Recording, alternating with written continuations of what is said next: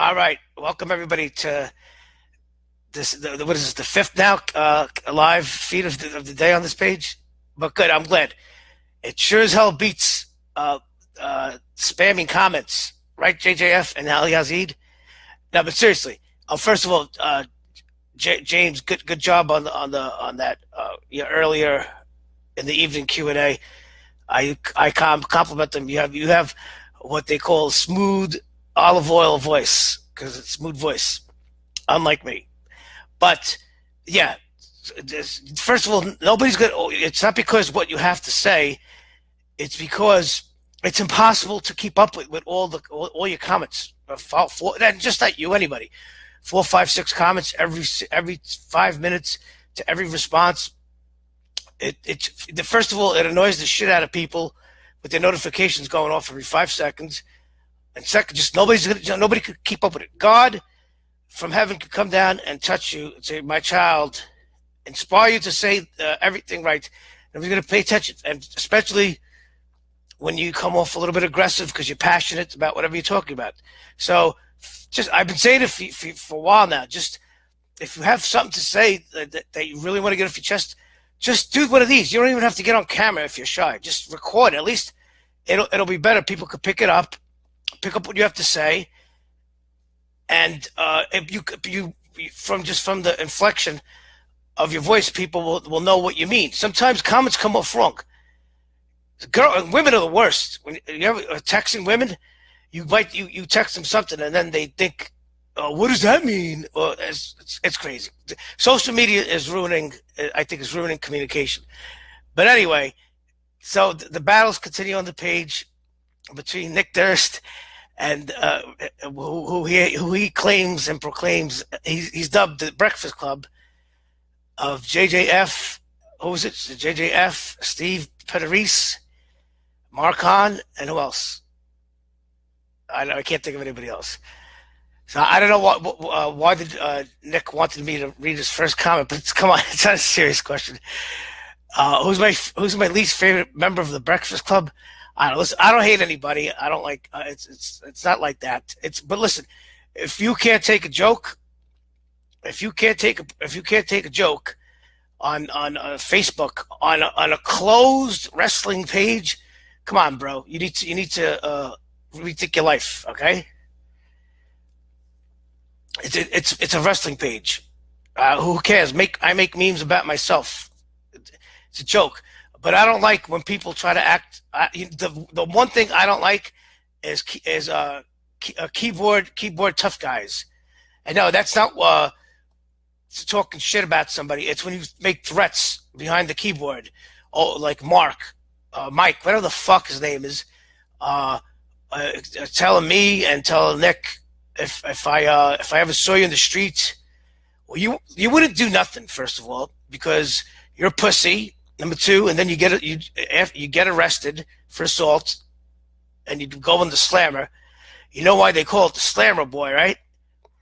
And third, if you ever saw me, you actually was stupid enough to do something, I'd put a dress on you and put you on the corner and sell ass. All right, so don't talk to somebody who you haven't met before in your life, who you don't know. Don't pick a fight, Artie. Eric's a blast. He's funny. But anyway, with these questions that JJF answered before, JJF always the beat reporter. And by the way, how many times has JJF quit watching wrestling? I think he's quit wrestling. I think in 2015. Oh my god. Anyway, that's funny. So who? Oh, Perkins also is part of the Breakfast Club. I didn't know that. You're not fooling anybody. The next screw that falls out is to you. What was that? Eat my shorts. Eat my shorts. Is that Bender? Who's Bender? Anyway, all right. Let's get quick to this before everybody starts getting bored. So, all right, well, let's start off with Jimmy JJ Faluca, the group administrator. I'm your group administrator. He says, is there not a coincidence that when WWE was the hottest ticket in town, the fans' will was the law, and since the fans' wants have been put to the side in favor of Vince, that the show isn't so hot no more? No. First of all, when the WWE was the hottest ticket in town, there was three people involved. There was Hulk Hogan, Stone Cold, The Rock, and even Mr. McMahon himself. That's the correlation of why the show was the hottest ticket in town. The fans are always going to vote. See, this is when I get mad. You think that WWE is stupid? You think they're the one company who actually has ran the most successful wrestling federation in the history? That they're stupid and they don't listen to fans? They listen to everything. They have analytics, information, and data on every possible thing. Every mention on social media, they have it. They have it all, the ages of the people. And there's another good question about that. They know everything. But here's the trick, and just for this Q&A, I'll be serious. This is the trick with a good wrestling company. The fans do run the show, but they don't make you think you run the show. You understand? We control the show, but they'll never let you think that you do, because then just look at the WWE Live moron fans who chant 10, 10, 10, 10. They're just like people on this page, they can't control themselves. And then they'll hijack the show, and that's it. But WWE they'll eventually listen to the fans. And how do the fans vote? They vote with their money. Nobody gives a fuck if you don't watch Raw or unsubscribe from the network. Wow, your $10 is really going to break the bank.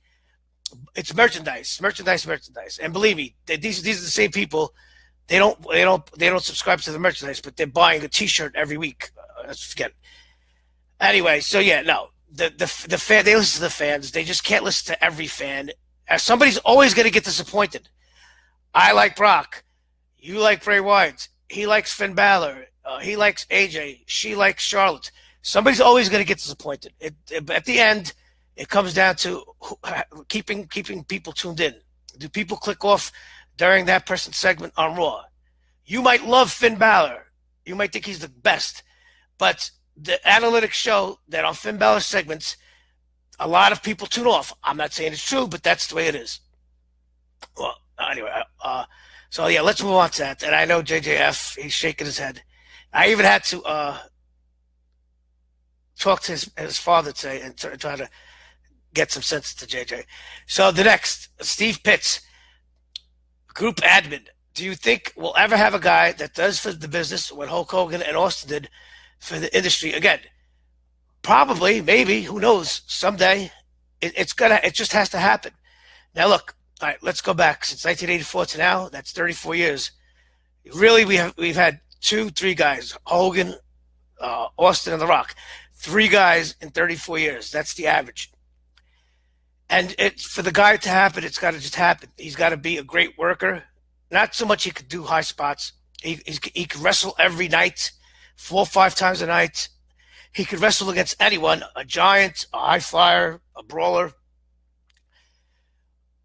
The fans have to really either love him or they have to be involved with him.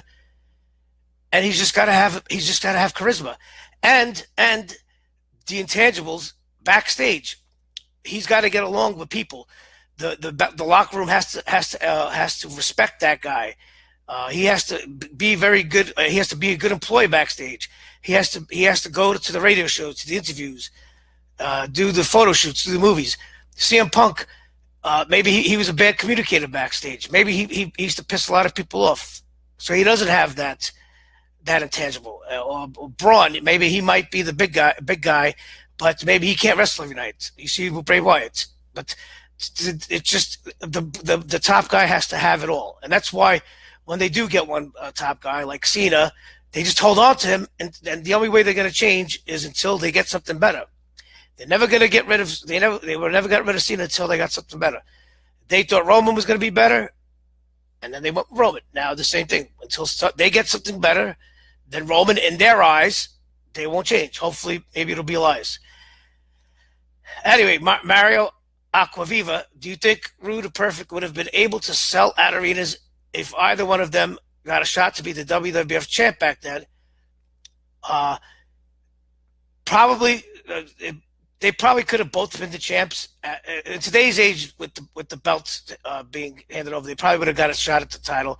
But back then, Hulk Hogan was so big, it was his title, unless he went to go make a movie or he got hurt. It was his title. He went to go make a movie. He would drop the title for 6 months, come back, and the title and the money would and the title would be his because he was so money. But out of those two, out of Mr. Perfect, Kurt Hennig, and Rick Rude, I think Rude would probably you could probably go make more money with Rick Rude as your heavyweight champion in WWF, WWE, because of his gimmick, his heel gimmick. He could carry that belt, antagonize the fans, get into feuds with people. Mr. Perfect as a heavyweight champion, not so much. They would probably, if Rick Rude became the WWE champion, they would probably immediately turn Mr. Perfect as a face, and then that would be the way Mr. Perfect would work, I think, as the heavyweight champion. Would he get ratings? I don't know. I don't know if a babyface Mr. Perfect would generate ratings or interest. Some people, they're cool, but then you make little tweaks to their characters, and all of a sudden it's like, Mr. Perfect, he's awesome because he brags about himself, but then, he has to keep. It's a very fun thing. So Alexander Hernandez, brother of Eric, if you had to pick a wrestling event you wish you had been in attendance for, which one would it be? I don't know. I really hate going to live shows and sporting events. I don't know what would make for it that I would have to be there to see a historical moment. I guess I don't know.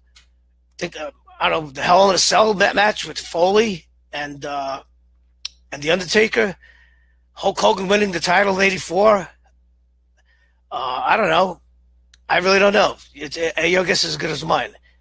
But I'd probably be miserable because it'd be packed, there'd be smelly people, and everybody'd be drunk, and it would cost $20 for a watered down beer. But I don't know. Your guess is as good as mine. Andrew Slips.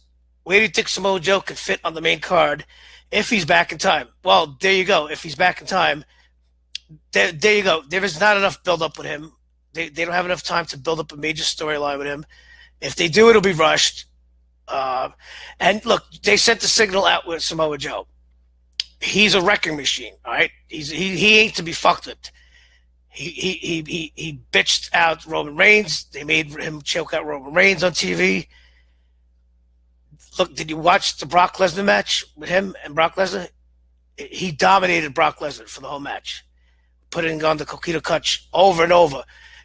That was that one part where Brock's face turned purple. You actually thought he was going to tap, but he's just a heel. He's just going to be that heel that works with somebody. They're never going to really build they're never going to have the company around him. He's going to be the heel that works with somebody.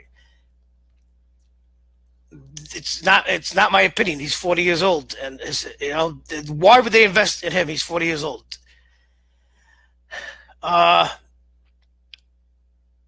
And Alexander, who's more of a Roman Reigns or Eric Hernandez's a second chin? I don't know. Too close to call.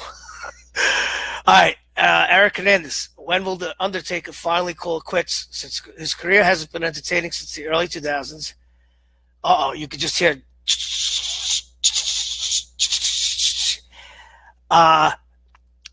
When is he going to call it quits? I don't know. When is he going to give up $1 million close to $1 million just to wrestle in a 15-minute match and and put on some makeup?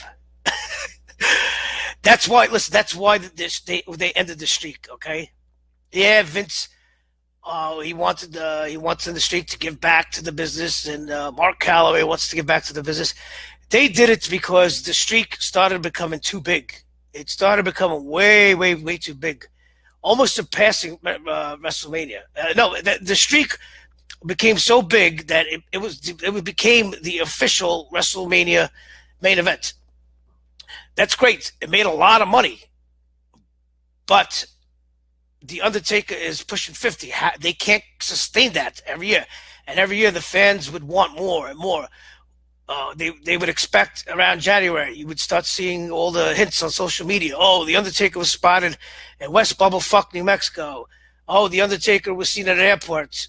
He's coming back. It means, and then he would come back, wrestle a match, and he reeled off about what 4, 5, 6 really good main event matches, but he can't sustain it. The guy has a hip surgery. He has a replaced hip. The guy, you know how hard it is for somebody to come back and train after taking a year off to wrestle, and now you see it. The last couple of years, you see it. He doesn't have it anymore. You could see he slowed down. That's why they ended the streak. But when is he going to call it quits? Never. The Undertaker never has to call it quits. He's the dead man. He could come back and come back from the dead anytime he wants.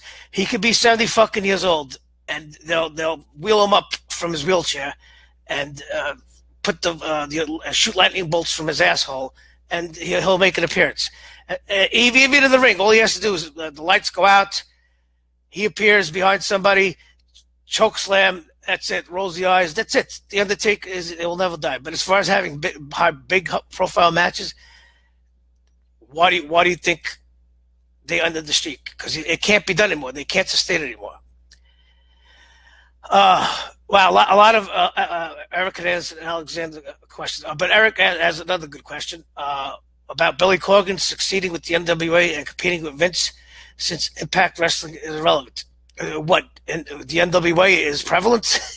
The NWA has been dead since 1985. Okay, the NWA is they used to say it's called it stands for No Wrestlers Allowed, because it was controlled by the commission. It was basically the mafia's version of the wrestling's version of the mafia. You had different states, the NWA St. Louis, the NWA Los Angeles, the NWA Florida.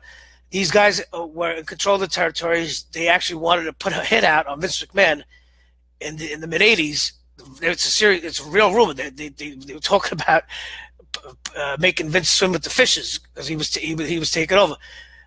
So how's this going to succeed? To run a promotion takes so much money.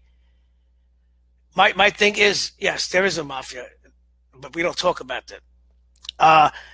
He's got to start one spot, be local, and then try to get all the rejects, all the people that WWE buries, all the people that WWE hijacks and sabotages. Let them sign them to those things, and if those wrestlers are so great, they'll turn NWA into the hottest ticket in that town, not in town, in that town, and then you could slowly move from Florida, and then make NWA Chicago, whatever, and that's the way. But it's so hard. The WWE is bigger than the next 10 companies combined. They're a monopoly. Okay, this is a great question. Jay Lou, do you think WWE's lazy booking is due to lack of competition in the wrestling industry? No, it's just hard. Listen, they don't care about anybody except for like 10 people, maybe 12 people. They can't invest in everybody, guys. They can't invest in everybody because not everybody, not all the fans can't be invested in 10 different storylines. It just, any company that tried that, nobody knows what's going on. You can't have 10 different storylines. It's got to be focused, just like you watch a show. The main plot is focused around the major characters. You see in the signature on every show, The Walking Dead. You have Andrew Lincoln. You have the guy who plays Daryl. Those are the main story. They're the lead characters. You can't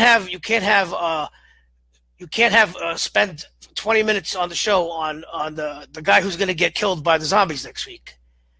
Same thing with wrestling. Not everything. What they could do is move them around, but it's about the lead stars. They're not lazy. Sometimes it works. Sometimes it's hard.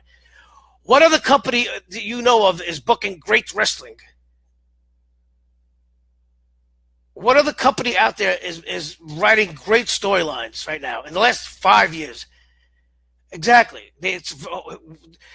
Anything you read on these dirt sheets is that. If one company has a great storyline, you read it. Matt Hardy, Broken Matt, that was a great storyline. The Bullet Club, Japan. Those are storylines. That's not the whole company. Exactly. I can't read the live comments because I shortened my window. Facebook fucking sucks tonight. They try. They do that. They do this every once in a while. They try to mess around with the settings, and it ruins everything. So all right. So Jay Lou's second question: do you think WWE is mainly targeted towards kids now, and this is why adults criticize it the way they do? And guess what? It was always targeted towards kids. You know, when it wasn't targeted towards kids, the Attitude Era. That's the only time they targeted that 18 to 24 demographic and older. It's always been targeted towards kids. Kid, just look in the 80s. You see the little girls, little boys in the front seats. Bret Hart putting the sunglasses on little kids. It ain't nothing new. Those are the fans of tomorrow. I'm not talking about PG, but it's the truth. That was the only time they didn't cater to kids. That they catered to adults was the Attitude Era. Everything else, it's always been kids. That's why a few years ago you saw fucking bunny suits and alligator roll, and Adam Rose and his whatever the fucking Rosebuds. Come on, that's garbage. You're not gonna watch that.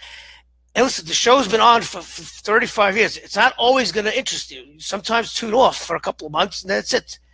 But hey, there's a good article that about the WWE. There was a study done last year that the median age means the middle, not average. The median age of WWE fans was 58 years old. Okay, that means from the youngest to the oldest, the middle age, 58. Now, the average age of WWE fans was 28 years old. So that means your average WWE fan is 28 years old, which is 30, just say 30 years old. And most of those people stay on to become fans through their late 30s, 40s, 50s, whatever, when they become parents, and then they have kids. So what happens if they don't cater to kids? What happens when the kids of today don't follow WWE, and then all those people are going to die out, and then WWE is going to be left up Schitt's Creek. So that's why they have to do it. Every once in a while, if you follow history, they do it. 1990 and the mid 90s, 95, they went with the cartoon characters to hook the kids in. They did it in 2013 to hook the kids in. They do that every once in a while. When it happens, if you don't like it, tune out. That's it. Nobody's forcing you to watch. Nobody's forcing you to watch it. I don't mean to say it that way, but hold on. Let's see if we could get more questions. I'll stay off 15 more minutes.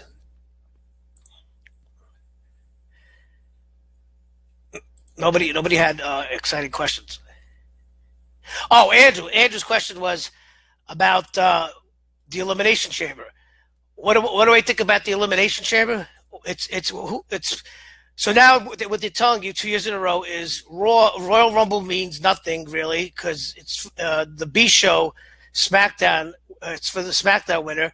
So basically, to draw and keep and milk the excitement and suspense going to WrestleMania, now Elimination Chamber is the number one contender match for the Raw brand. All right, what do I think about it? It's 7 people. It's going to be a clusterfuck. So just do deduction. Start off with who isn't going to win, who has no chance to win, and then deduction is with all right, let's say 3 people out of the way. Then the 4 people you have left, you be the booker. If Seth Rollins wins, now he goes up against Brock. What's the storyline? If Reigns wins, he goes up against Brock. What's the storyline? If Elias wins, he goes up against Brock. What's the storyline? If Braun wins, what's the storyline? And it's not about the storyline. Isn't about who wins at WrestleMania. Anybody could pretty much have a decent match with those guys, win the belt, have their WrestleMania moment. The storyline is what happens less than 24 hours later on Raw the next night, when that person who just beat Brock now has to open the show, and how he gets the mic, and all eyes and ears are on that person. And not just that week, the week after, and the week after, and the week after that. That's the storyline. Batista's dick. Why do people always ask that? That's like a troll thing. I don't know. Who knows? Why would I care? Go ask Melina.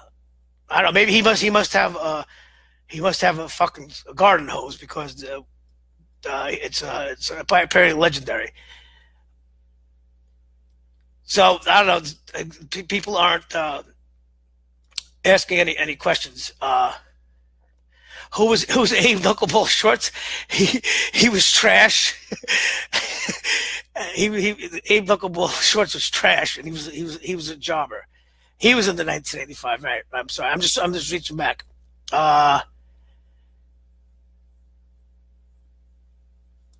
There's all right. So whatever. Nobody's asking questions. But yeah, going forward, like I said with JJF, I told him about 1978 superstar Billy Graham, who inspired Hulk Hogan. Scott Steiner, he was on his way to becoming so popular. And then Vince McMahon's father already had promised Bob Backlund the belt, the exact date, and he was a man of his word. Vince's father heard his fans. He knew there was money, but he was a man of his word. And how did Backlund pin superstar Billy Graham's leg was on the rope? 5 years of fucking boring Bob Backlund they had to put up with. It's always been like that. WWF has always been a babyface promotion. Okay, always. Billy Graham was the first real heel champion that they went with. So that's what. And they're gonna. And WWE is always gonna push who they want to push. So save the energy in your little fingers. And unsubscribe to the network. They don't care, and you're not going to make a difference. If you want to resist, don't give them a penny. And if you're watching Raw and NXT on Hulu, you're giving them money. So all right, I guess that'll wrap it up for now, unless anybody wants to submit a question.